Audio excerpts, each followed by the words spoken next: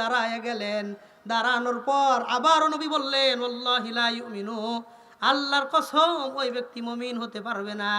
সাহাবায়ে কেরাম প্রশ্ন করলেন, আল্লাহর নবী তিনবার কসম খাইলেন, আল্লাহর কসম ওই ব্যক্তি মুমিন হতে পারবে না।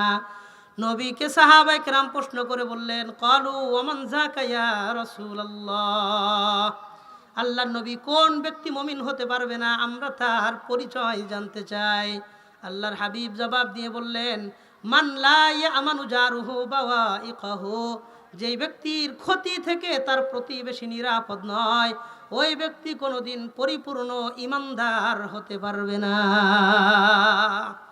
আপনার ক্ষতি থেকে যদি আপনার প্রতিবেশী নিরাপদ না থাকে, তাহলে আপনি কোনোদিন পরিপূর্ণ ঈমানদার হতে পারবেন না।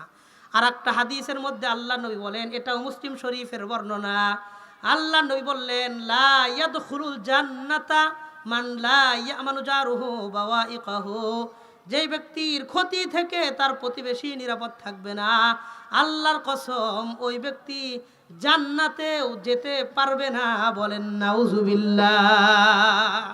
প্রতিবেশী বড় মারাত্মক জিনিস। এই জন্য আবু হুরায়রার হাত ধরে আল্লাহর নবী 3 নম্বর নসিহত করে গেলেন, ও আহসিন ইলা জারিকা তাকুন মুমিনা। আবু হুরায়রা, তুমি কোনোদিন তোমার প্রতিবেশীর মনে কষ্ট দিবা না, তাহলে তুমি একজন খাঁটি ঈমানদার হইতে পারবা। আমাদের আত্মীয় স্বজন প্রতিবেশী যারা আছে, তাদের সাথেও যেন আমরা খুব সুন্দর আচরণ করতে পারি। আল্লাহ আমাদের সবাইরে তৌফিক দান করেন, বলেন আমিন। এখন প্রতিবেশীর অনেক অধিকার আছে। একটা হাদিস মনে পড়ছে, বলে যাই, মুসনাদে আহমদের ২৭,০৮৩